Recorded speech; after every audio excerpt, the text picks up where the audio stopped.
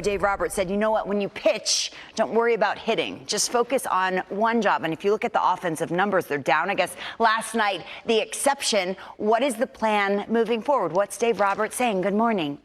Yes, good morning, Lauren. With Ice Cube in the booth last night for Shohei, we're feeling it. It was a good day. It was a good day, Lauren. It was a good day. DeRosa was on that earlier. It was a good day. And yet still 2 days, I hear the laughter in the background, 2 days of rest for Shohei coming up, at least as a hitter. He will start tonight on the mound, but he will not be in the starting lineup as the DH, and that is part of the trend in this volume. And by the way, on the mound this year, Lauren, he has been the best in baseball when you look at his ERA, at least among those with at least 30 innings pitched, as Sonia Chen has reported at MLB.com. So tonight, more than likely, for the fourth time in 5 starts, he will not be in the starting lineup as a bat. It's been a good way for the Dodgers to get more at-bats for Dalton Rushing, and at least Shohei's numbers ticking upward a little bit with that 2-hit game, including the home run. So again, it was a good day. They asked me best Ice Cube song. Now it's your turn.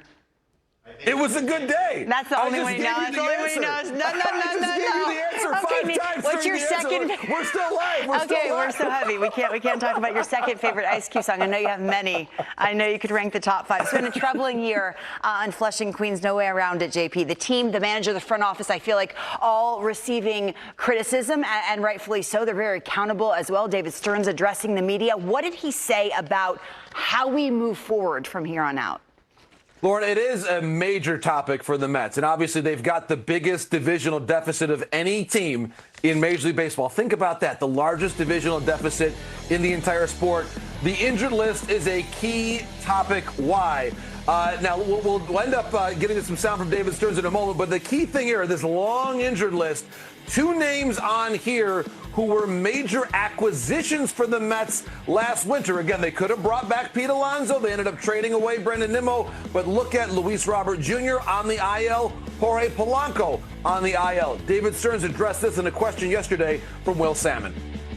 I think we absolutely have to look at our risk assessment on injured players or players who get injured once they're here. Certainly, we know we're taking a level of risk when we bring players in with injury histories. We're feeling that risk right now, and it hasn't helped that a number of our players have gotten hurt at the exact same time.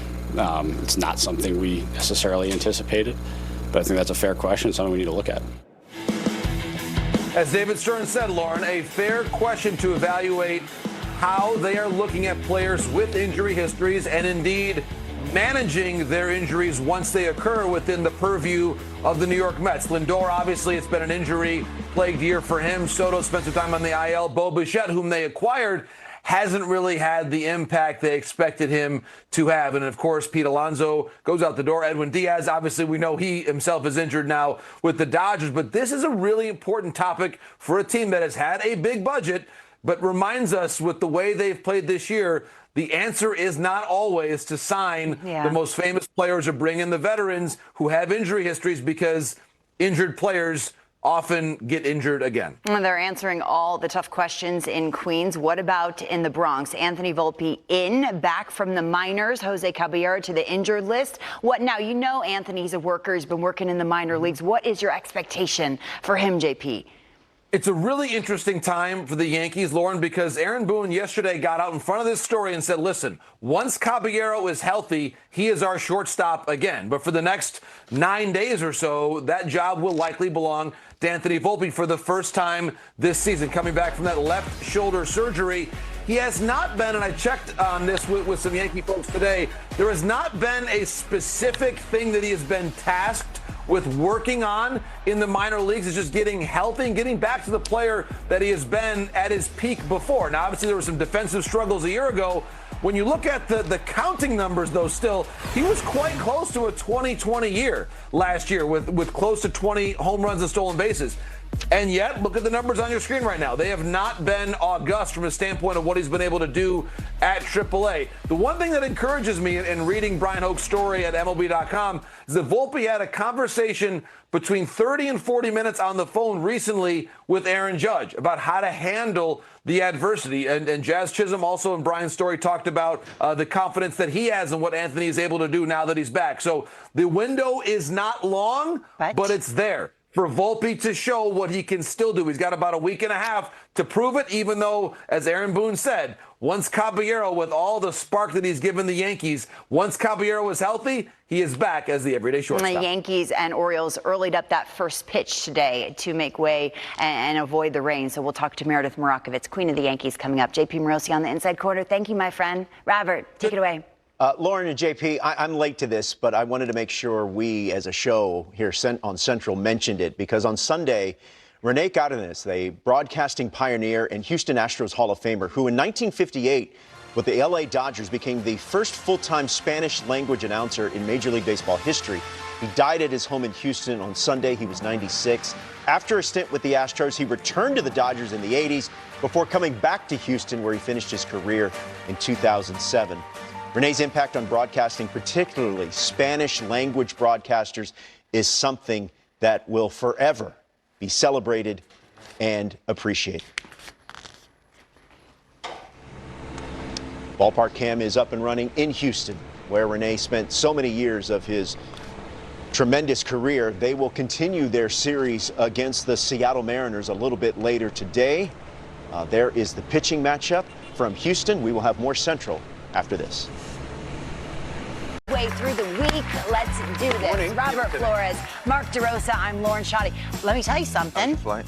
It was good. I slept the whole way. You know when you sleep and you're out and you're like, am I like a mouth breather? I feel like I was I'm that. a mouth breather. I feel like I was that. Oh, I'm this a morning. mouth breather only when on a plane. Same. Why is Are you that? a side Is sleeper? that? No, I sleep like a mummy like this. You really? Yeah, I sleep on my back and on my Ooh, side. that's not normal for over 50 sleeping on your back. Really? Yeah, I don't think so. Wait, why? Maybe what are you it's on supposed to your sleep on? stomach. Your stomach? No, you're an alien. Stomach. Sleep on a stomach. I'm What on am the I, side. psycho? Psycho. You're not. You smell delicious. Something Really? is going. You smell something? Something's going on. No, I've been wearing No. cologne for No. like 3 years I'm now. here to tell you. No. Little Upping his game. Nico went high and tight with the hair, I see. Get a little too short, but my hair grows quickly, so we'll rally. A little We'll rally awkward by the end of the ratio. week. Were you paying attention to the late slate last night? A little bit. Pitchers galore. Yeah. Pictures galore. You want to get into it? Bailey And- Ober threw a complete game. Yes, he shut did. piece. He's had a What do you This remember? is about- Lauren interviewing him. I'm 5'10". I was like this. I couldn't even reach. Monster. Big man. And Big man. And Skeens is the best. He is the best. We love the game, and we love Cal Raleigh, and you got a chance to manage him in the WBC, so you got a chance to be around him, so you know his 0 for 38 slump was killing him. When he snapped the hitless streak on Tuesday, Brian Wu was waving towels. His teammate said, give us the baseball. Good for him. Happy for him. There was many a sleepless. 0 for 38 is like borderline. We're going to take our car off the road. Stop saying that. God forbid. I'm just saying. The thought enters. No, to Lauren's point, you know it was killing him, and I'm sure that's a weight lifted off his ample shoulder. Wu said he Now took he goes. a shower complete in uniform. Just straighten his uniform, straight in the shower. we go. Just let's mix it up a little bit. Let's see what happens. Let's get weird. Who was the hitting coach that said, maybe you're hot and you don't even know it? The late Merv Redmond. That's I was so like 0 for 18. I'm like, Merv, I'm scuffling. He goes, maybe you're on fire and you don't realize it. Wait, what? Are you trying to pull mind tricks That on me? makes me This is- laugh. I don't understand. What did you just say? Who wants to watch a show? To PNC Park.